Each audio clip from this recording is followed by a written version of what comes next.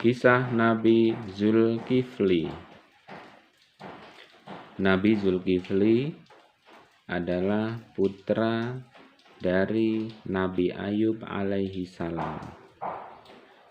Nama asli Nabi Zulkifli adalah Bashar. Pada suatu hari, seorang raja yang bernama Ilyasa atau Nabi Ilyasa alaihi salam mengadakan sayembara untuk menggantikan posisinya sebagai raja karena beliau semakin tua.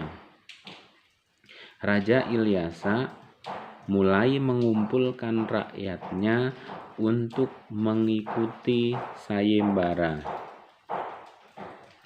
Dari sekian banyak rakyat yang mengikuti sayembara, belum ada satupun yang berhasil menjadi juaranya.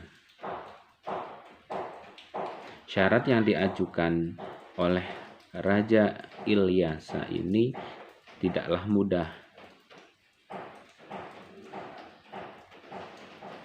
Di antara syarat yang diajukan oleh Raja Ilyasa ini adalah ketika siang hari dia harus mampu berpuasa.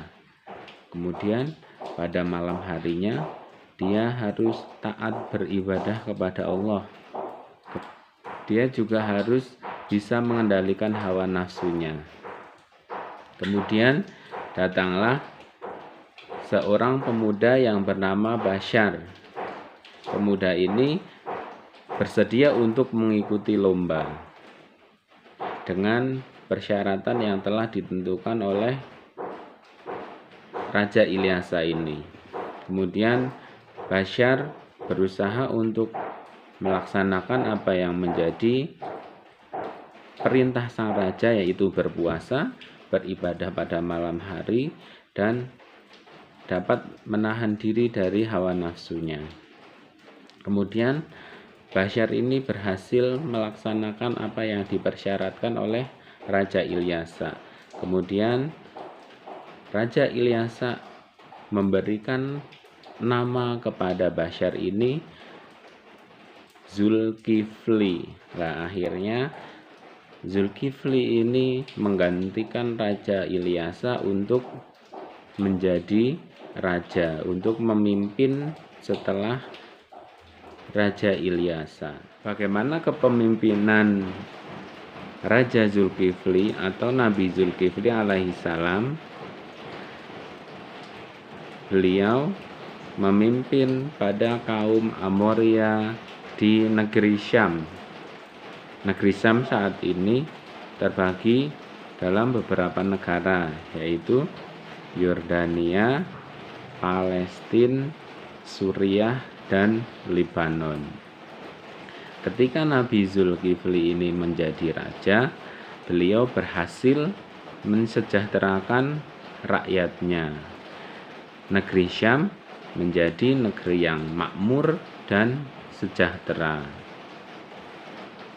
Masyarakat hidup dalam kepemimpinan Raja Zulkifli ini sangat bahagia karena kehidupan mereka lebih makmur dan sejahtera.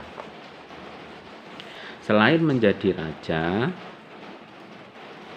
Nabi Zulkifli kemudian diangkat oleh Allah Subhanahu wa taala menjadi rasul hingga beliau wafat. Nabi Zulkifli melaksanakan dakwahnya, melaksanakan apa yang diperintahkan oleh Allah untuk berdakwah, mengajak kaum Amoria untuk taat menyembah kepada Allah, melaksanakan apa yang diperintahkan oleh Allah, serta mensyukuri apa yang telah dikaruniakan oleh Allah kepada masyarakat dengan kemakmuran dan kesejahteraan. Jadi kesimpulannya, teladan yang dapat kita ambil dari Nabi Zulkifli ini Di antaranya adalah yang pertama, bahwa kita harus senantiasa bertakwa kepada Allah dengan melaksanakan apa yang Allah perintahkan dan larangan-larangan Allah. Kemudian kita juga diperintahkan untuk senantiasa bersyukur dengan apa yang Allah telah limpahkan kepada kita, dengan Allah telah mengkaruniakan kesejahteraan, kemakmuran, rezeki yang berlimpah kepada kita, kita harus bersyukur. Bertawakal juga, ya. Bertawakal ini artinya apa? Berserah diri, ya. Kebahagiaan, kesusahan, ya, semuanya harus kita pasrahkan bahwa semuanya itu adalah datangnya dari Allah. Kemudian kita juga harus memperhatikan orang lain, ya. Nah, kita meneladani Nabi Zulkifli ini. Ketika Nabi Zulkifli menjadi seorang raja, beliau memperhatikan kepentingan rakyatnya, beliau memperhatikan masyarakatnya, sehingga masyarakatnya menjadi masyarakat yang makmur dan sejahtera. Jadi harus amanah ketika menjadi seorang pemimpin, ya, harus benar-benar memperhatikan kepentingan rakyatnya. Itu kira-kira yang dapat Pak Heri sampaikan. Semoga dapat bermanfaat untuk kita semua. Mohon maaf apabila masih banyak kekurangannya.